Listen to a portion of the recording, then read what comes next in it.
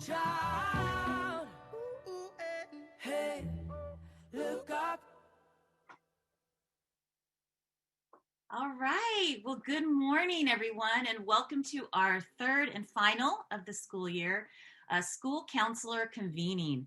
We want to welcome you to our last event in this series, and we especially welcome all of you who may not be from San Diego. You may be in outlying counties throughout the state or even out of state. We welcome you to our convening, our meeting. My name is Tanya Bulette, and I am the counseling coordinator for the San Diego County Office of Education. And just want to let you know that this presentation, Zarette is go ahead and she's putting the link to the presentation slide deck into the chat. And so feel free to pull that up. There will be a lot of links in there that you'll want to use as a resource once the meeting ends. So the purpose of this event is simply to connect. We know this has been a year of change. And so this was a way or an idea that I actually stole from our neighbors up in LA to connect with all of you. And I definitely want to hear and see if this is something you would like to continue in the next school year. So please, if you are not able to stay throughout the end of this webinar, we hope that you are, but there is a survey and I will be asking those questions if this is a format that you'd like to keep.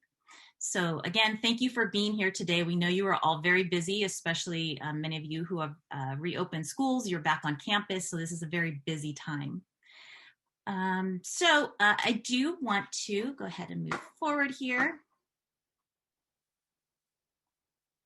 So in the chat, let's see who you are. If you could put your name, your position, the school, district, or organization that you're from, and the first car that you learned to drive on. As you can see, there's a picture of a 1980 Ford 9-passenger station wagon that I was blessed to learn how to drive on.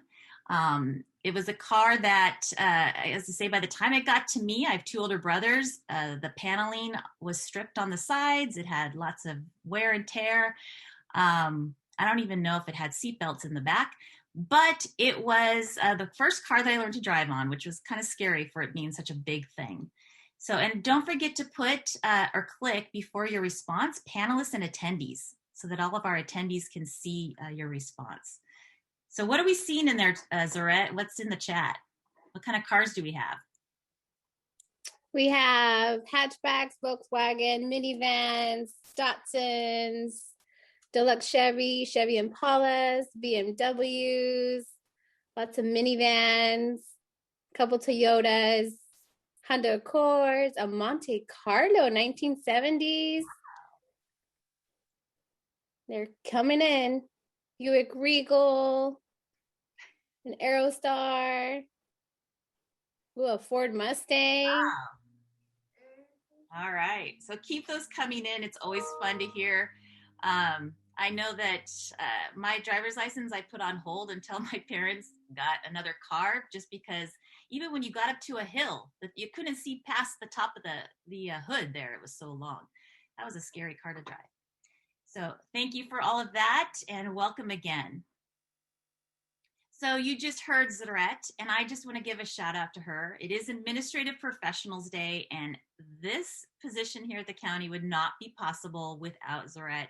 And I know many of you have talked with her via email or on the phone. You know what an amazing person she is. And so I just want to do a shout out and a big thank you. So again, if we can fill the chat with love for Zarette for all that she does, because honestly, she is your number one advocate for school counseling. She adores school counselors, and she works very hard on the back end to make sure that all of these programs happen. So thank you, Zarette, for all that you do. All right, so I'm going to make some quick announcements, and then we will get right off to our guest speaker. So I first want to start with Counselor Chats. This is coming up next Tuesday, and this is an opportunity for you to, there's no agenda. In fact, you kind of set the tone of the topics that you'd like to discuss, but it's an opportunity to meet with people from outside of San Diego County. It's a partnership with LA County Office of Ed, and typically we've had a lot of people from the LA area, but not a whole lot from San Diego. So we'd love to see many of you jump on. And again, this is open to anyone. So if you're from out of either of those counties, you are welcome to attend. Anybody can join. Again, it's a great way to connect with others in this crazy time in our virtual setting. I also want to share our San Diego County Race to Submit leaderboards. This is as of 4/11 when the data was posted on the California dashboard. Wanted to share with you who our top schools were in the county. And again, the race continues through June. So we will be posting results every month in our School Counselor Network newsletter. If you aren't receiving that, please make sure that you sign up to do so. So all of the categories are set up by enrollment of your senior class. So we have 4 categories, and then we also have our small and our large districts as well. So congratulations to those schools that are in the lead at the moment. You can click on those links for the categories to see where your school or your school site is in the race. And then this event here is kicking off our Spring Refresh 2021 Professional Learning Series for school counselors. As many of you are coming back, we all just need some refreshing inspiration. We need refreshing courses to get us back onto track. And so we thought we'd put together some workshops, and to be honest with you, was overwhelmed with the response from the presenters that we have who are willing to put together a workshop to share best practices and ideas with our county, as well as, again, anybody from outside of San Diego is more than welcome to jump into any of the workshops. They are free, and we have set them up by a week or by a theme. So you will see there the list of the themes that we have, and it is over a 5-week period, 6 if you count this week. But the first workshop will be on Friday. It's the ASCA model, developing a comprehensive school counseling program with Tammy Johnson over in the Cajon Valley School District. So you don't want to miss that. We already have about 60 people registered to attend. So again, please make sure that you're registering. The link is right there to the calendar. And then once you click on a workshop, you'll see who the presenters are and the workshop description. And I have had the question if all the workshops will be recorded and posted. Yes, they will. So that will be a resource that we will make sure that all of you have. Also, we tied our mental health week, our themed week, in with what CASC is doing, and you'll hear a little bit about this more when Josh gets on. But these are some workshops that they are offering in the later part of the afternoon for you to attend as well. This came out yesterday, along with the verdict that we all know about. It's from our equity department at SDCOE, a guide for facilitating dialogue with empathy for the Chauvin murder trial. So again, this is a great resource for you, for any educator, for a teacher, administrator, with some quick links. So please feel free to share this document with anybody who might be interested. And then we always keep things updated on our professional learning calendar. So as things come up, this is a one-stop shop for you to go to see what's up and coming. So feel free to click on that link for the latest workshops. And then again, please stay connected with us. We have a monthly newsletter in which a lot of this information is shared. So we encourage everybody to register for that. And then we have other ways that we connect with people through social media, as well as through our under construction school counseling website. And then if you've missed any of our newsletters, there is an archive in which you can pull up some of our other editions. So now I'd like to get to our guest speaker, Josh Godinez, who is a school counselor amongst all of you, as well as the president of the California Association of School Counseling. And I do want to share just a little bit about him because it is really such an honor and pleasure to have him here today. So Josh is a school counselor at Centennial High School in Corona, in the Corona-Norco Unified School District. Like I mentioned, he serves as our CASC president, and he was the 2019 California School Counselor of the Year. He has prior experience in developing data-informed school counseling programs with the school counseling team at Europa Hills High School in Fontana, where he also served as head counselor for several years. Before becoming a school counselor, he spent nearly a decade in the Fontana Unified School District as a high school social studies teacher and a beginning teacher support and assessment mentor, BITSA. Josh holds a master's degree from Claremont Graduate University and a bachelor's degree from the University of California, Riverside. Thank you so much, Josh, for taking time to be here, and we welcome you. So thank you, and take it away.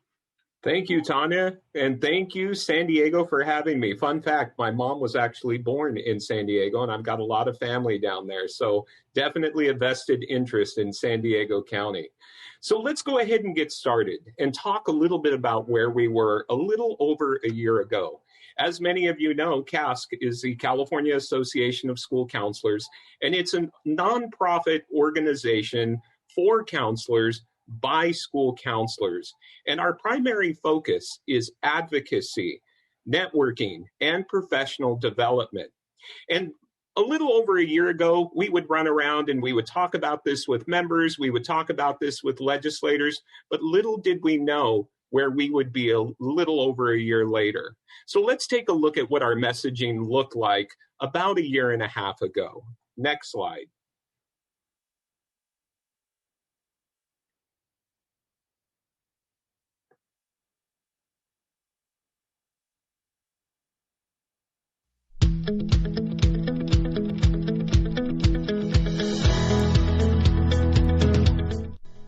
Communities across California are calling for more school counselors. In the past few years, there has been a 30% increase in the number of school counselors working in California schools. In fact, economists have found that hiring a school counselor is highly cost-effective in increasing academic achievement and reducing student discipline. Nowadays, in a classroom of 25 students, on average, 5 of them are struggling with mental health issues, including anxiety, depression, or trauma. School counselors are typically the first mental health professionals to interact with students when they are struggling emotionally, socially, and/or academically. They are the only school professional with a comprehensive approach to helping all students navigate their academic program, prepare for college and career, and help youth socially and emotionally. However, California school counselors' average caseload size is 622 students for every school counselor, far exceeding the recommended national maximum of 250 to 1. Shockingly, a recent report from the American Civil Liberties Union confirms that nearly 400,000 students in California attend a school with a police officer, but no school counselor. This is unacceptable. The ACLU is calling the lack of adequate counseling services one of the most prevailing civil rights issues of today. Increasing the number of school counselors is a wise investment and should not be overlooked as school districts respond to the ever-increasing complex needs of California's children and youth. As students would say, it's a no-brainer.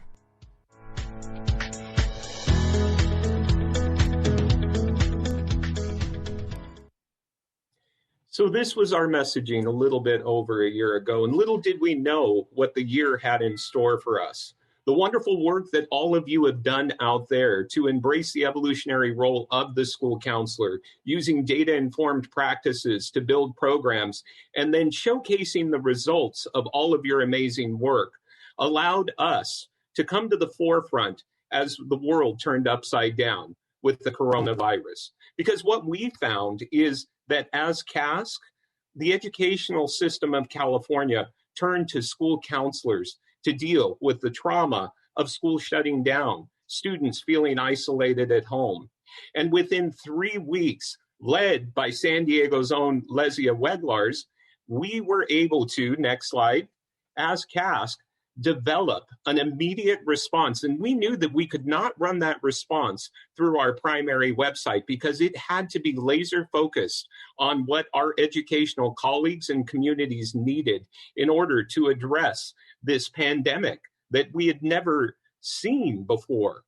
And so we provided this resource, which still is in existence today and has been used on every continent across the world.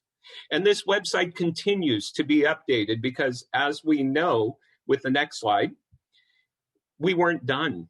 We saw the murder of George Floyd, and the murder of George Floyd just compounded the trauma that our students were facing. And one thing with the next slide, One thing that we realized is that we needed to take a strong stance as school counselors, because yet again, California was turning to school counselors for the answers, for the support, and for coping mechanisms and ways to deal with the trauma that America was facing when looking at the social injustices, structural racism that is prevalent within our society today. And these are hard conversations that we had to have. And then if we can go to the next slide, what we found is that a lot of research was starting to show that our students were realizing, hey, I've always wanted to stay home, but this staying home thing isn't really working for me. I am worried about my education. Human-to-human interaction was never more validated than through the COVID experience. And we needed our kids, and our kids needed their school counselors. Next slide. What we found through all of the research is that stress, anxiety, and depression rose through the roofs. We saw that CPS reports dropped. We weren't able to access our students like we had before. Next slide. So coming back into the school year, being a school counselor, boots on the ground, I knew that I couldn't work as your president without putting into practice what we preach. And so I worked with my school counseling colleagues and with our administration to develop an MTSS model. And here is how we entered the school year.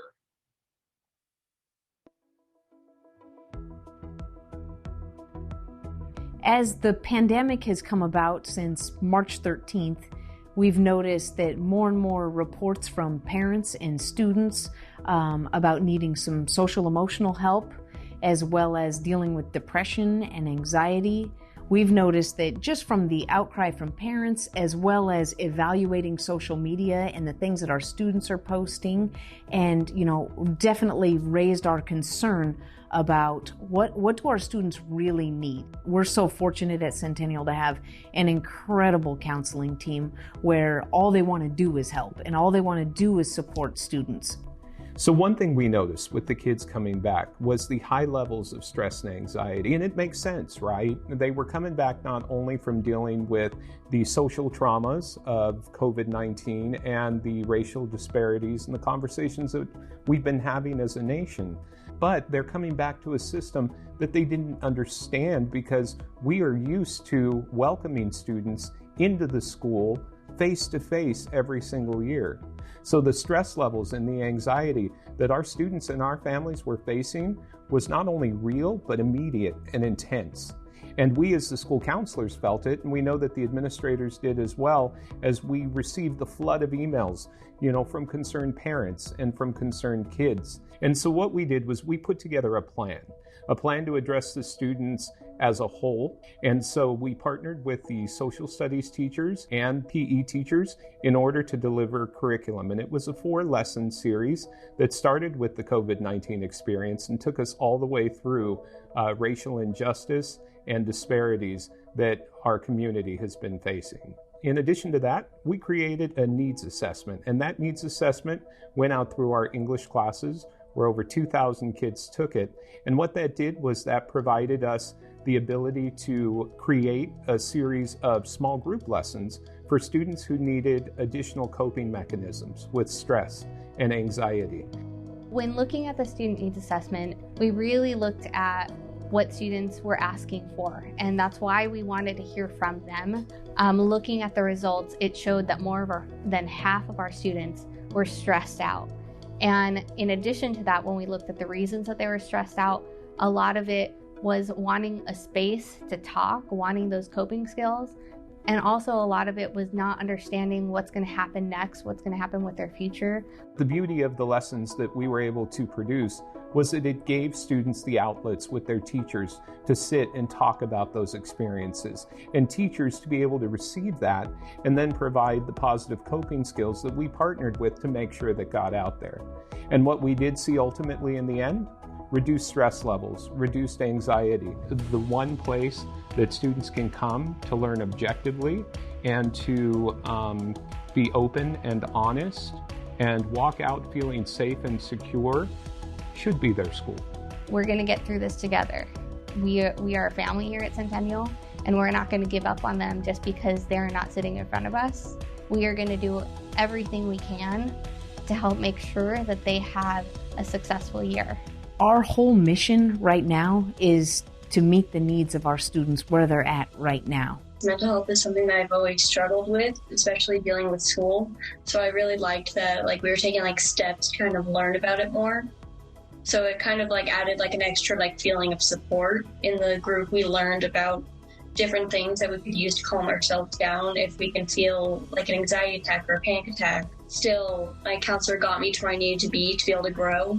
So whenever my friends are having an anxiety attack or something, I try to guide them through it. And I try to give them any advice that has helped me over the years, just to and make sure that they know that they're not alone and that it will get better and stuff like that. We are doing the best that we possibly can, devoting all of our resources, all of our innovation, everything to meeting the needs of our students right now, because it matters right now. If there was anything I could say to the community is know that this is a place that loves your child. Whether they're on campus or not, we love our students and we want to be there for them. And we're going to do everything in our power to find ways to connect with kids, connect kids together, connect kids with teachers, still promote those social skills as well as that sense of belonging. We always say here that our motto is together we can, together we will. And that's really what we're doing right now.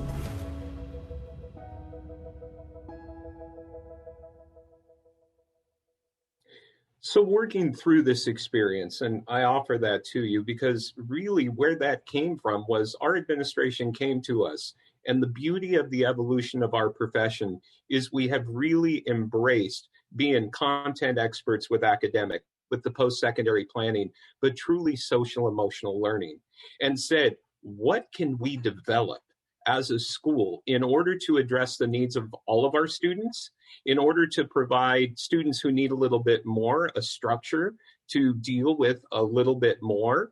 And we did, we provided the small groups. And then how do we deal with students who need that intensive one-on-one intervention? And so we spent the time, and we're talking a matter of days before the school opened, to develop a plan.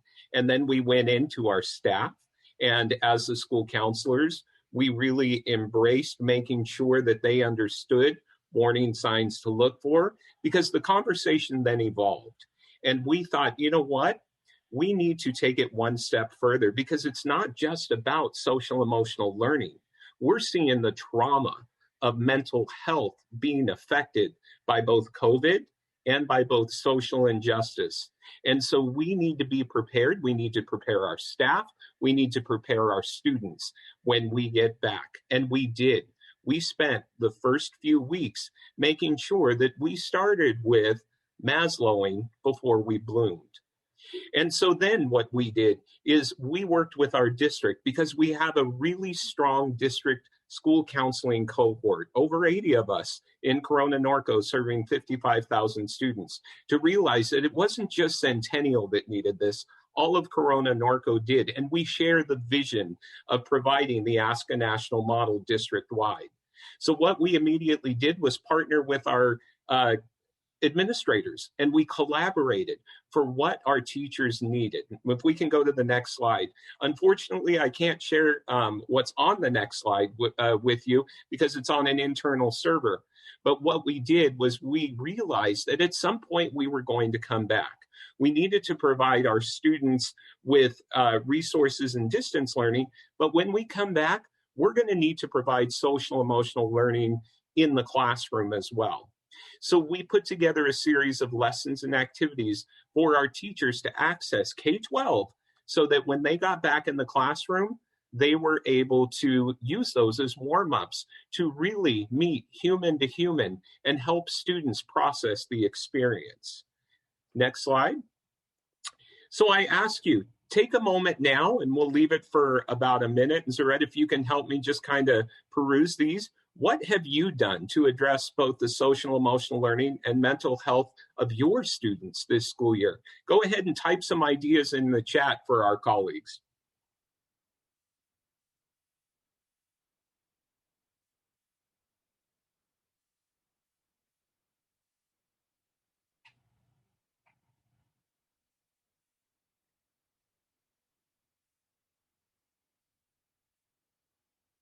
I see things coming in. Mental wellness, virtual office, absolutely, right? We had to recreate everything we've ever done. All of our structures went out the window, recreating everything virtually. Online learning, online lesson, virtual groups, needs assessment, right? Because it's not about what we think they need, it's about what they tell us they need. And we build programs around that, absolutely. Virtual outreach, something that has revolutionized our profession. Virtual classroom lessons, weekly Zoom hangout times. Yes, the kids needed to just decompress, right? And so just opening it up and letting the conversation be organic, absolutely. Give lessons on anxiety, stress, and depression, the three major factors of trauma that we've seen through these experiences.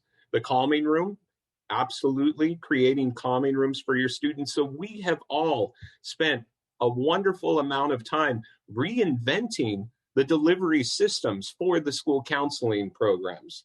So really, and keep those ideas coming, because something that you may have done might be valuable to somebody else. But moving forward, going on to the next slide, we started talking because what we realized is what you probably realized. We did more than social emotional support. Our teachers were able to be our partners to deliver that social emotional learning in the classroom.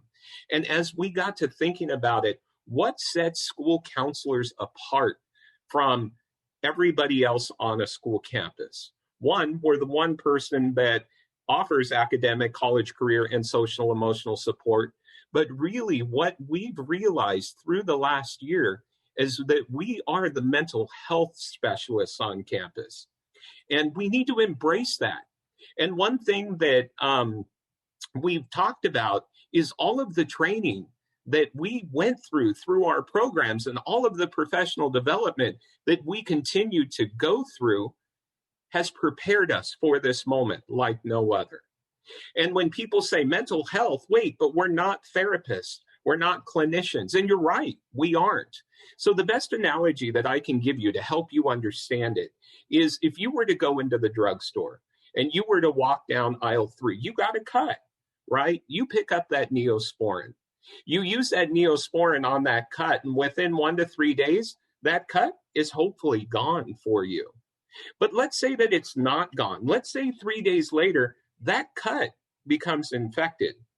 Well, at that point, that's when we go to the specialist. That's when we go to the doctor and the pharmacist, and we get the penicillin or the antibiotic in order to spend a little bit more time healing that infection and healing that wound. And that's the best analogy that I can give you. School counselors, we are the Neosporin of aisle 3, right? We set short-term goals to help because we are mental health specialists. So what has evolved through both COVID and the social injustices that we've dealt with and helped our students deal with over the last year? If we can go to the next slide. What we realized is that, that one looks like it's out of order, but that's okay. Let me talk about this. We needed to address mental health, okay? And the way that we did it is we knew that we had a conference coming up in October, but we couldn't meet in person. So like so many others, we realized we had to go virtually, and we had to focus. We had to focus our attention on both mental health and equity and disparities in America. And we did. And we ended up having over 1,000 people all across the educational spectrum turn to school counselors to understand exactly how we deal with this together. We had California's first Surgeon General, Nadine Burke-Harris, come because she believes in California school counselors. We had Tony Thurman, our state superintendent of public instruction, come because he believes in California school counselors. And we showed up, we spent the time together, and we really embraced the idea that it was California school counseling that California was turning to in order to help everybody get through 2020. Next slide.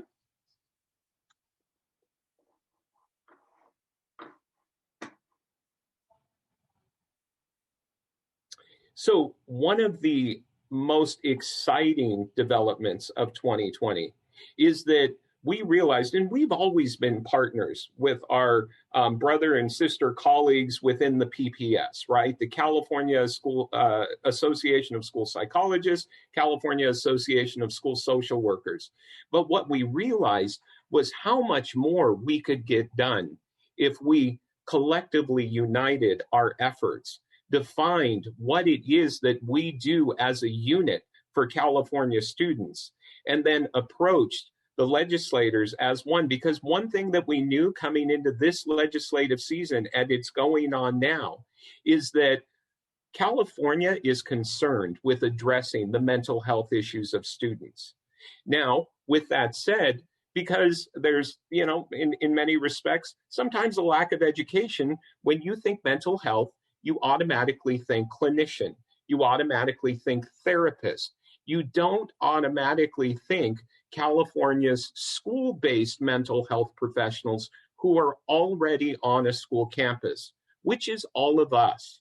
So what we did is we collectively put together a guide that helps people understand the roles of California's school-based mental health professionals. And we've used this guide as an asset and a resource for us to control the narrative in Sacramento and really help people understand what it is that we all do and how we are, in fact, mental health specialists. Next slide. So where are we going? What we've seen is buckets and buckets of money thrown into the system to support student mental health. And it has been CASC's mission and vision over the last few months to help steer that narrative. Because as we see here, $15.3 billion in assistance to California K-12 schools from the American Rescue Plan. $6.6 billion appropriated by Governor Gavin Newsom and the legislature to help districts recover from the pandemic's impact. $750 million proposed in the governor's budget to support student mental health in schools.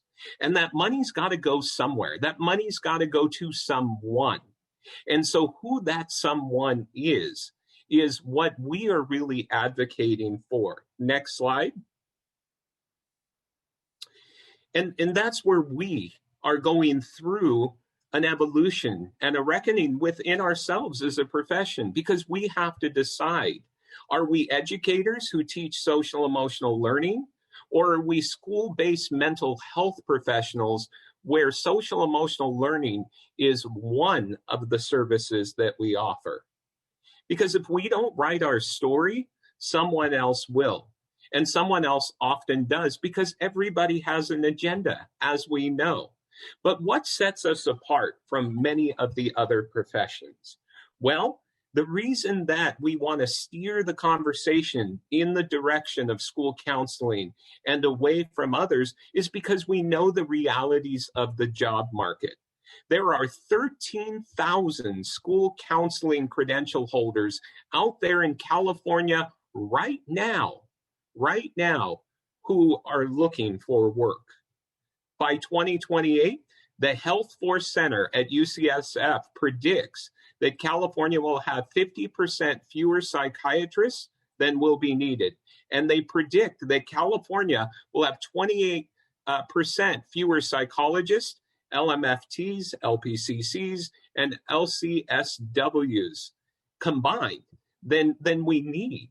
So if we steer the money, if we allow the conversation to go towards creating community-based mental health partners, and we appreciate our community-based mental health partners, and there is a role for them, right? As we know, when we climb the MTSS system and we go to that tier 3, we do the warm handoff to community-based clinicians and partners that we trust.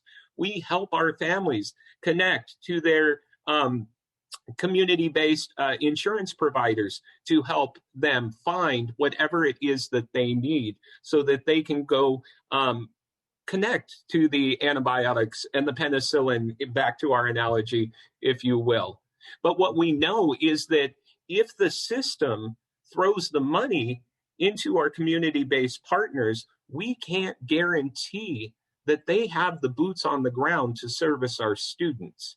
And if we can't guarantee that, and we know that we're the ones that speak school and we have the personnel ready to go, then are we really serving the mental wellness needs of our students for the long term?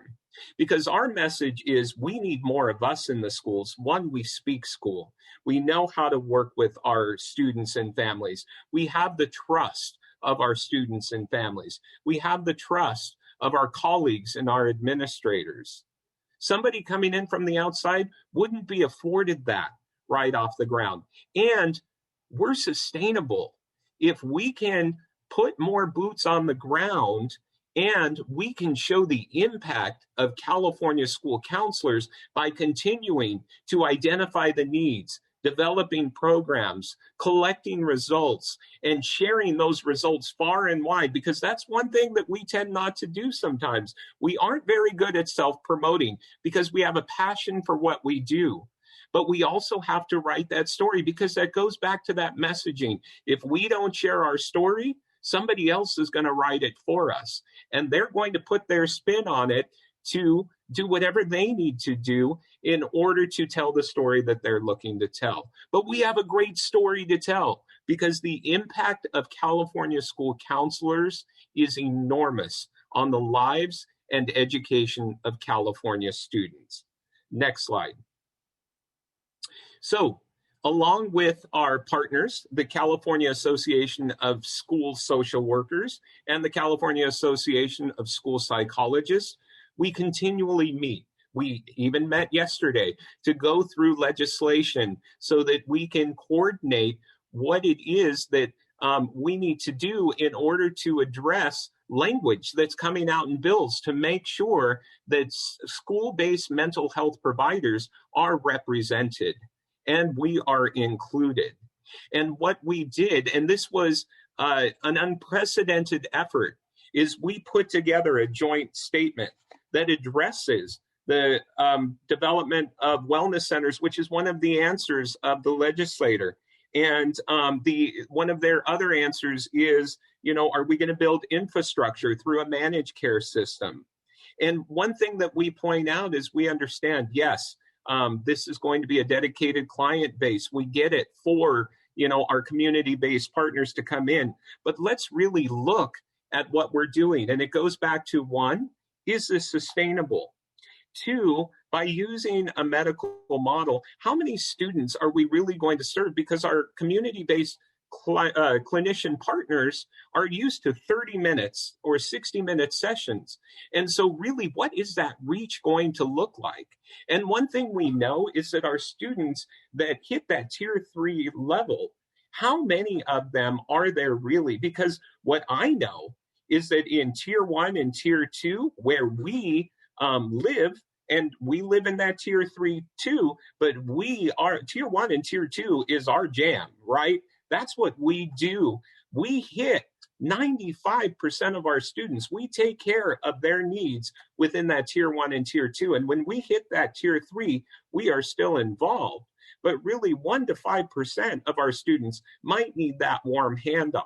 So are we going to pour a boatload of money and resources into community-based partners to service 1 to 5% of our students? And do they have the manpower coming in to service if somebody has a model that they want to bring into our schools? And our answer is, we've already got a model. We've got a model that works. We operate under different rules than they do. And our rules work for schools. It's the difference between HIPAA and FERPA.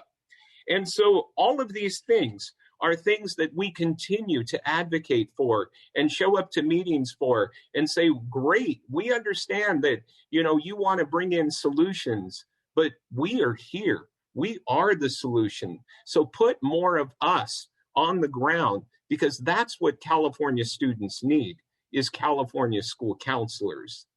Next slide. So how else are we controlling this narrative? Well, we are working that narrative with embracing the fact that we are the mental health specialists. And last year, we introduced the inaugural California Student Mental Health Week. This year, we are excited with ACR 68 and Assemblymember O'Donnell that we will continue California Student Mental Health Week, and we are hoping that this week continues annually from here on out as the second week in May. So this year, it's May 10th through May 14th. And with that, we will be putting out a whole host of resources for you, including Spirit Weeks, including professional development chats for you. And we've got some of the topics there for you to look at. We've got chats on race-based trauma, disrupting the effects of trauma. We're going to have a chat with California students to hear the perspective from students all across our state. We have a Wellness Wednesday for you, a conversation for parents. We are bringing that in this year. And how do we create safe spaces? We know that some of us are back in person and some of us are still going to go back. So how are we creating those safe spaces for our students to re-engage, reacclimate, and be ready for academic success? So all of this and so much more, this is going to be a huge week. And we invite you not only to participate, but to adopt May 10th through May 14th at your own sites and make it a priority, because what do we know? Now more than ever, student mental health needs to be our priority. Once we come to a good place with student mental health, academics, we hope and we predict, will then soar. Next slide. We continue as CASC, as always, going back to that first slide when we were talking about advocacy, networking, and professional development, to participate in statewide committees on your behalf to really help people understand what a truly unique specialist each and every one of you are on your school campuses.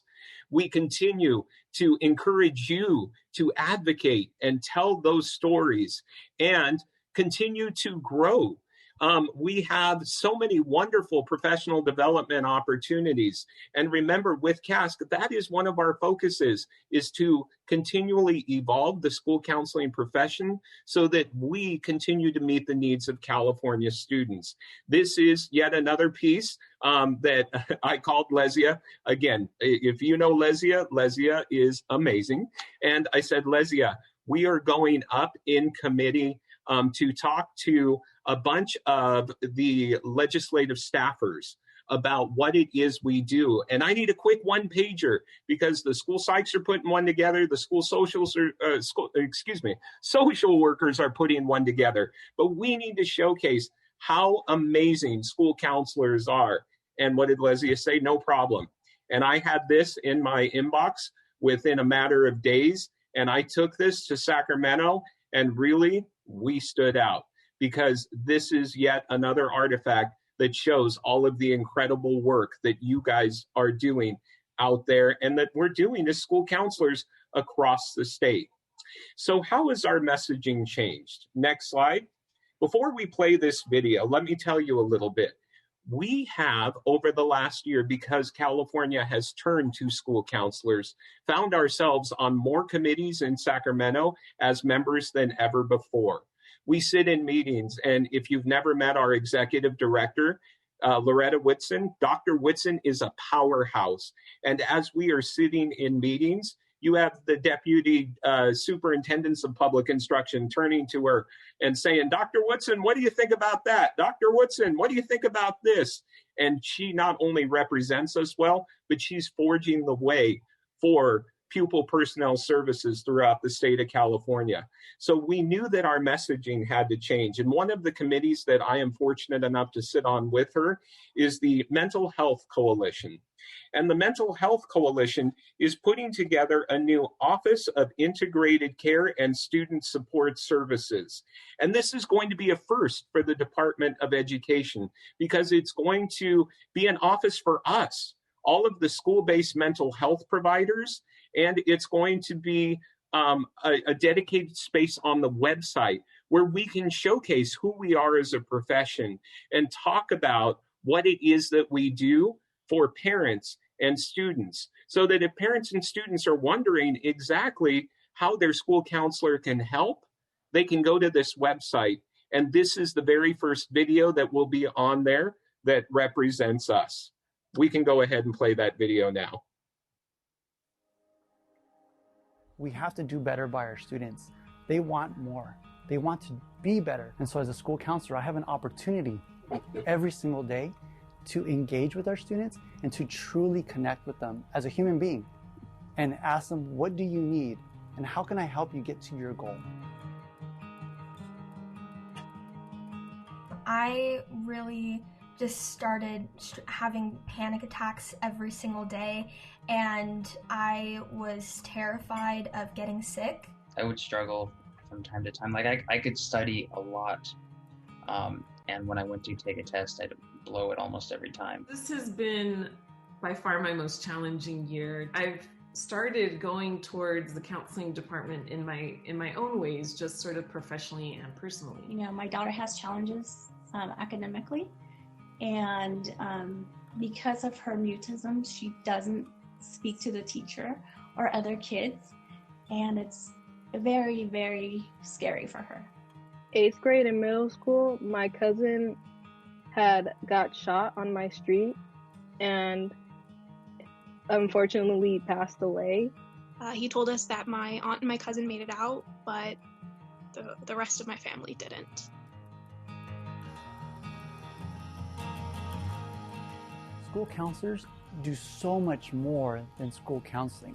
So school counselors' role in the social emotional learning is to build skills to help address mental health concerns. That exact week, my counselor wouldn't let me go to any of my classes, and she would just stay there and hold me and watch me while I cry, pass me tissues. My school counselor, she met with me and we kind of started talking about like I was feeling all these different things, and she was able to get me into the school's grief counseling. My counselors kind of became my only outlet for talking about it.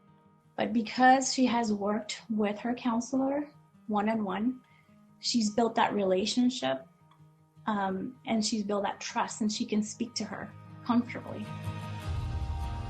We want to help you first, students, because we know that you are going to make a difference. We know that you are going to be the ones who take over our jobs and make the difference for the next set of generations. I didn't have to worry about, going into the dark place where if I was with them and being involved with them, I felt safe. And I knew I was accepted, and I knew that I could go to them at any time and I would be, listened to. And I think that I just felt safer in those spaces. When I'm with my counselors, it's just like a familiar feeling. They care about me. They care about where I'm gonna go. She would take the time and would look and would tell me, let's start talking colleges. I think you're ready. Which makes me feel very happy when I see her speaking to someone else other than her family. They've been incredible because they have supported the social emotional needs. Having one-on-one sessions with students, they're doing Zoom sessions, they're calling them by phone. And so we invite you to ask for help from school counselors. We will do whatever we can to assist, but we will be here to help more than anything with your child, because your child is our child. Nosotros como consejeros escolares estamos aquí para servirles a ustedes, pero queremos aquí estar para ustedes, para ayudarles en cualquier cosa que necesiten. If you need help with food, we got you. If you need help with your child's education, we will help you. If you need help with your child's future plans, we are here to assist. Where I was in high school to getting, even to CSUN, probably one of the greatest successes of my life. You're gonna see me with my master's on my wall. I'm getting to where I want to be.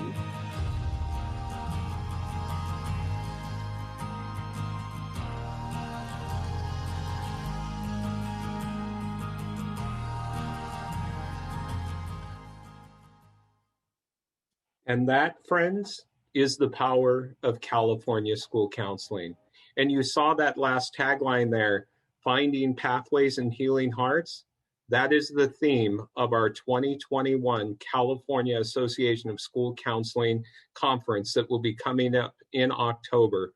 And we invite you all to join us, as you always do, because the power of what we do is indescribable, but we continue to try every day. Thank you so much for letting me join you today. Thank you so much, Josh. And I feel and I hear the applause right now because the advocacy and passion that you have it's contagious. I don't know about you, but I'm ready to advocate and promote for our profession. We have to. We only have 2 weeks or 2 months left until the end of the school year. And so that's the purpose of the Spring Refresh Professional Learning Series, is to just get out there and really advocate for our work, advocate for that money that's coming in to support this mental health work that we know is so important. I know that I'm going to walk away with your slogan that we are the Neosporin of aisle 3. That is so incredible that is something that we can all relate to, and that we don't have to wait for someone to share our story. In fact, during our Professional Learning Week, we have a whole week on advocating and promoting the role of the school counselor. So please attend those workshops if that's an area where you know that you can really step up and promote. So again, as Josh said, we speak school. We have the trust of our students and we have the trust of our families, and we are sustainable. So school counseling right now is in that crutch where it's so important that we share the work that we're doing and that we share our stories. I want to know if anyone has any questions, feel free to go ahead and put them in the chat.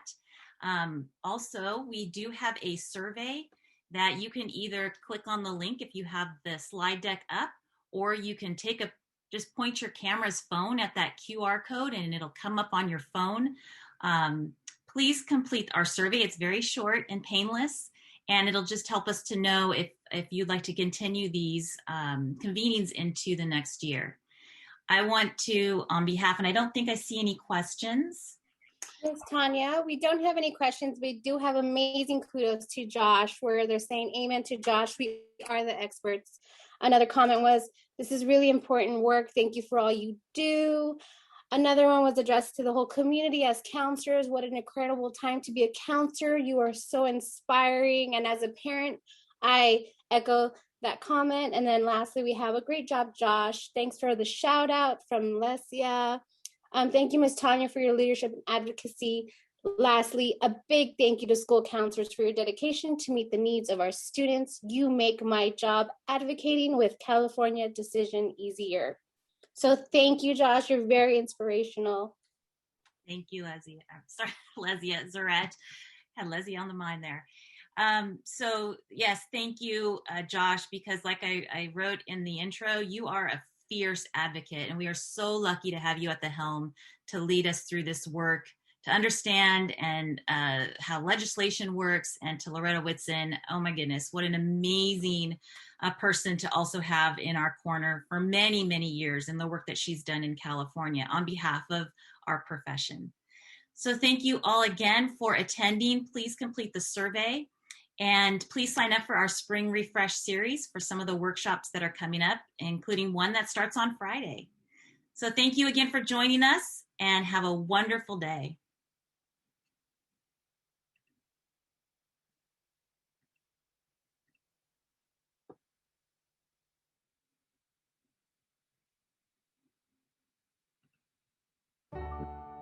Where are you now when darkness seems to win? Where are you now when the world is crumbling? Oh, I hear you say, look up, child. Hey, look up, child. Hey, where are you now when no